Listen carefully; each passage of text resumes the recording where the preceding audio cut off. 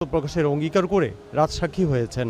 মঙ্গলবার ট্রাইব্যুনালে দেওয়া সাক্ষীর শুরুতে 2014 ও 2018 সালের নির্বাচনের সময় বিভিন্ন অনিয়মে পুলিশ বাহিনীর সম্পৃক্ততার কথা তুলে ধরেন মামুন। এরপর কথা বলেন জুলাই গণঅভ্যুত্থান প্রসঙ্গে। এটি একটি অকাট্য অপ্রতিরোধ্য সাক্ষ্য, যার মাধ্যমে জুলাই আগস্ট শুধু নয়, গত 15-16 বছর ধরে বাংলাদেশে গুম খুন সহ যে সমস্ত মানবতা বিরোধী অপরাধ করা হয়েছে তার বিরুদ্ধে একটা অকাট্য দলিল তিনি আজকে উপস্থাপন করেছেন আদালতে। তিনি আরও বলেছেন প্রধানমন্ত্রী নির্দেশ কিভাবে দিতেন, স্বরাষ্ট্রমন্ত্রী কিভাবে প্রধানমন্ত্রীর কাছ থেকে নির্দেশ পেতেন, কিভাবে সেই নির্দেশ নিচের দিকে ক্যারি আউট করা হতো।